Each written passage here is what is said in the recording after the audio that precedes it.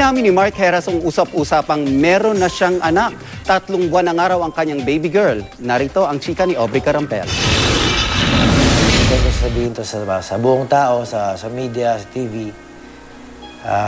Meron na po akong anak. She's a girl, 3 months old. Siya po yung first baby ko sa buong buhay ko.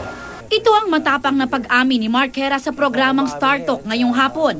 Kinumpirma ni Mark ang matagal ng bulong-bulungan sa showbiz na isa siyang binatang ama.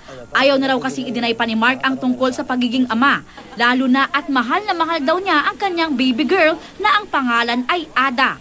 Kaya umamin na siya kahit alam niyang maaaring maapektuhan ang kanyang career.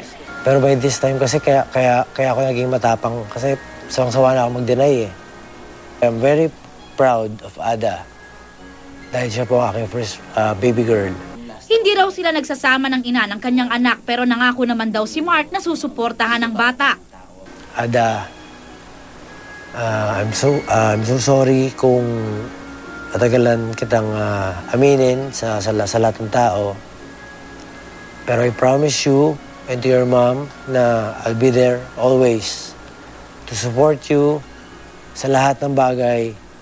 Hanggang sa paglaki mo, hanggang sa mag-aral ka na, at naku Ada, may hirapan ka magkaroon ng boyfriend dahil ako ang tatay mo. Nagpahayag naman ang suporta ang kanyang mga kaibigan sa showbiz. Una na ang kanyang ex-girlfriend na si Jenalyn Mercado.